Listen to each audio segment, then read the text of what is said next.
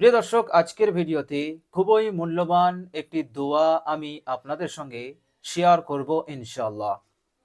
প্রিয় দর্শক, দোয়াটি বর্ণিত হয়েছে মুসলিম শরীফে, আর বর্ণনাকারী বিখ্যাত সাহাবী হযরত সাআদ ইবনে আবি ওয়াক্কাস রাদিয়াল্লাহু তাআলা আনহু।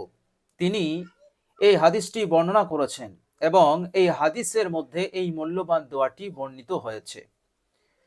প্রিয় দর্শক, এই দোয়াটি যদি আমরা প্রত্যেক দিন 100বার করে পাঠ করতে পারি, আল্লাহ সুবহানাহু ওয়া তাআলা এই দোয়ার বরকতে দুনিয়ার হালতকে আল্লাহ পাক ঠিক করে দেবেন।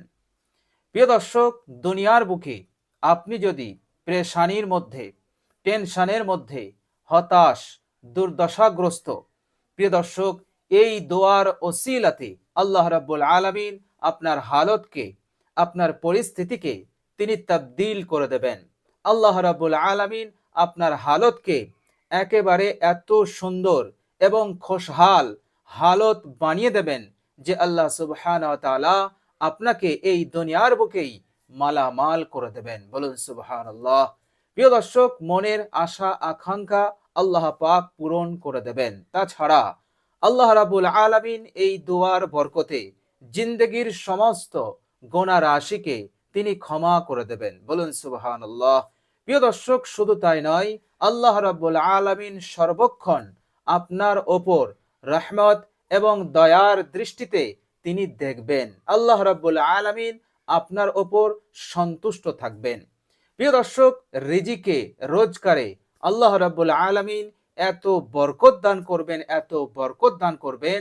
আল্লাহ রাব্বুল আলামিন আপনার জিন্দগি হতে অভাব অনটনকে তিনি দূর করে দেবেন। এই অভাব অনটন আর কোনোদিন আপনার ঘরে, আপনার সংসারে প্রবেশ করবে না। বলুন সুবহানাল্লাহ। আল্লাহ রাব্বুল আলামিন এই রকম বরকতপূর্ণ রিজিক আপনাকে দান করবেন। তাছাড়া আপনার জিন্দগিতে আর যা কিছুর অভাব রয়েছে, আল্লাহ রাব্বুল আলামিন সেই অভাবকে পূরণ করে দেবেন। বলুন সুবহানাল্লাহ। গাড়ি, বাড়ি, জায়গা, জমি, আপনার যা কিছুর অভাব আছে, প্রিয় দর্শক, আল্লাহ রাব্বুল আলামিনের উপরে তাওয়াক্কুল, ভরসা করে দোয়াটি পড়ুন। ইনশাআল্লাহ এই দুনিয়াতে আল্লাহ পাক আপনার সব হাজতকে তিনি পূরণ করে দিয়ে আপনাকে সন্তুষ্ট করে দেবেন। বলুন সুবহানাল্লাহ। এবং মৃত্যুর পরের জিন্দগিতেও আল্লাহ পাক আপনাকে কামিয়াবি দান করবেন। বলুন সুবহানাল্লাহ। প্রিয় দর্শক, মুসলিম শরীফের হাদিসে এই মূল্যবান দোয়াটি বর্ণিত হয়েছে।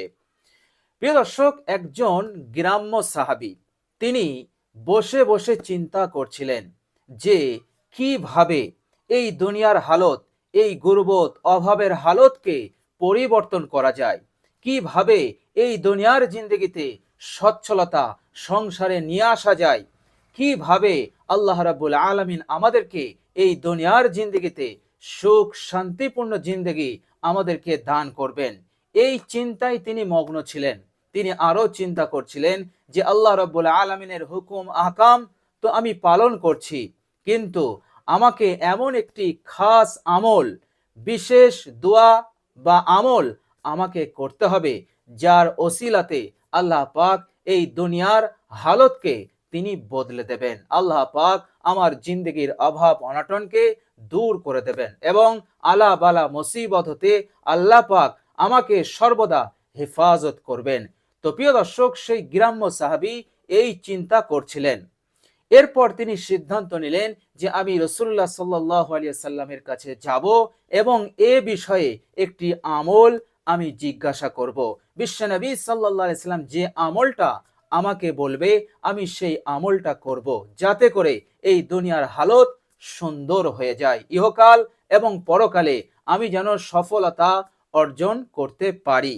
তো প্রিয় দর্শক, এই রকম সিদ্ধান্ত নেওয়ার পর সেই গ্রাম্য সাহাবী রাসূলুল্লাহ সাল্লাল্লাহু আলাইহি সাল্লামের কাছে আসলেন। প্রিয় দর্শক, হাদিস বর্ণনাকারী হযরত সাআদ ইবনে আবি ওয়াক্কাস রাদিয়াল্লাহু তাআলা আনহু, তিনি বলছেন, জাআ আরাবিয়্যুন ইলা রাসূলিল্লাহি সাল্লাল্লাহু আলাইহি ওয়াসাল্লাম।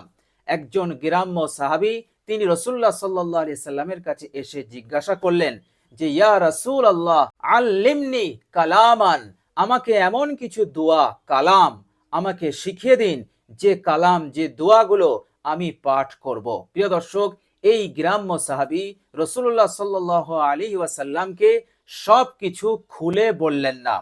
তিনি যে অভাবের মধ্যে আছেন, তিনি যে বিপদের মধ্যে আছেন, এত কিছু রাসূলুল্লাহ সাল্লাল্লাহু আলাইহি সাল্লামের সম্মুখে প্রকাশ করলেন না।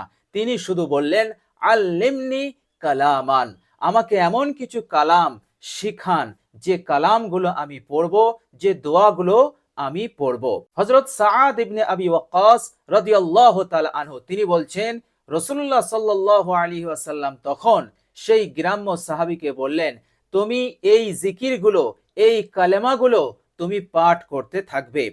আর সেই কালেমাগুলো ছিল লা ইলাহা ইল্লাল্লাহু ওয়াহদাহু লা শারীকা লাহু, আল্লাহু আকবার কাবীরা ওয়ালহামদুলিল্লাহি কাসীরা ওয়া সুবহানাল্লাহি রাব্বিল আলামিন ওয়ালা হাওলা ওয়ালা কুওয়াতা ইল্লা বিল্লাহিল আজিজিল হাকিম। এই কালামগুলো রাসূলুল্লাহ সাল্লাল্লাহু আলাইহি ওয়াসাল্লাম সেই গ্রাম্য সাহাবীকে শেখালেন।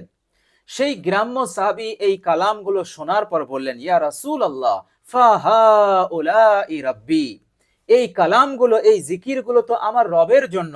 অর্থাৎ তিনার বলার উদ্দেশ্য হচ্ছে, ইয়া রাসূলুল্লাহ, এই জিকিরগুলো করলে এটা তো আমি আল্লাহ রাব্বুল আলামিনের গুণগান বর্ণনা করলাম, তিনার পবিত্রতা ঘোষণা করলাম, তিনার প্রশংসা করলাম, অর্থাৎ এগুলো তো জিকিরের কালাম, অর্থাৎ এগুলো তো আমি আল্লাহর রবের জন্য এই কালামগুলো পড়তে পারি। ফামালি, আমার জন্য কিছু দোয়া আমাকে শেখান। এখানে সেই গ্রাম্য সাহাবী রাসূলুল্লাহ সাল্লাল্লাহু আলাইহি ওয়াসাল্লামকে বোঝাতে চাইলেন যে, ইয়া রাসূলুল্লাহ, আমার হালত খুব খারাপ, আমি খুব অভাবের মধ্যে আছি, আমি খুব বিপদের মধ্যে আছি, পেরেশানির মধ্যে আছি। ইয়া রাসূলুল্লাহ, আমাকে এমন একটি দোয়া শেখান যাতে করে সেই দোয়াটি আমার জন্য হয়, অর্থাৎ আমার হালত যেন দ্রুত বদলে যায়, অভাব অনটন জিন্দগি হতে দূর হয়ে যায়, সচ্ছলতা যেন আসে, রুজি রোজগারে যেন বরকত আসে, আল্লাহ রাব্বুল আলামিন আমাকে যেন মালামাল করে দেন, আমি যেন দুনিয়ার বুকে কষ্ট, যন্ত্রণা এবং দুঃখ, হতাশ, দুশ্চিন্তা, যাবতীয় বিপদ হতে আমি যেন হেফাজতে থাকি, এবং আল্লাহ রাব্বুল আলামিন আমাকে যেন একটি সুখ শান্তিপূর্ণ জিন্দগি দান করেন, এবং পরকালের জিন্দগিতেও আমি যেন সেই দোয়ার ওসিলাতে আমি কামিয়াব হতে পারি, এবং আল্লাহ রাব্বুল আলামিন যেন আমার জিন্দগির সমস্ত গুনাহগুলোকেও ক্ষমা করে দেন, এবং আমার প্রতি যেন তিনি রহমশীল হন, দয়াশীল হন, এই দুনিয়াতেও এবং পরকালেও। এইটা বিশ্বনবী সাল্লাল্লাহু আলাইহি সাল্লামকে তিনি বোঝাতে চাইলেন। আল্লাহর নবী সাল্লাল্লাহু আলাইহি সাল্লাম তার এই কথাতে তিনি বুঝে ফেললেন যে আমার সাহাবী কি চাইছে।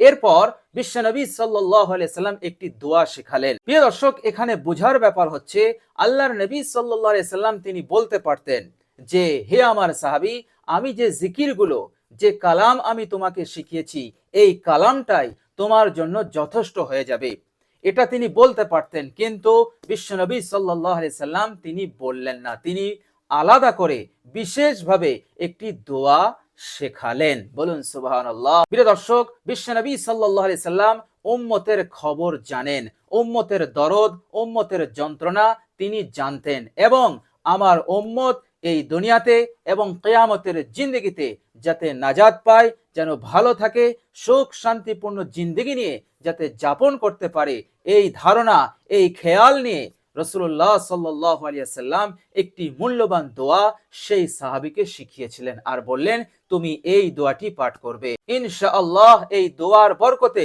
তোমার জিন্দগির সমস্ত গুনাহ ক্ষমা হয়ে যাবে, তোমার হালতকে আল্লাহ রাব্বুল আলামিন সুন্দর হালতে রূপান্তরিত করে দেবেন, অভাব থাকবে না, অনটন থাকবে না, কোনো দুঃখ থাকবে না, তোমার জিন্দগি হবে একটি সুখ শান্তিপূর্ণ জিন্দগি। এরপর বিশ্বনবী সাল্লাল্লাহু আলাইহি সাল্লাম সেই সাহাবীকে এই মূল্যবান দোয়াটি শিখালেন, আর সেই মূল্যবান দোয়াটি হচ্ছে, আল্লাহুম্মা গফিরলি ওয়ারহামনি ওয়াহদিনি ওয়ারযুকনি ওয়াআফিনি। এখানে আল্লাহর নবী সাল্লাল্লাহু আলাইহি সাল্লাম এত বড় মাপের দোয়া সেই সাহাবীকে শেখালেন।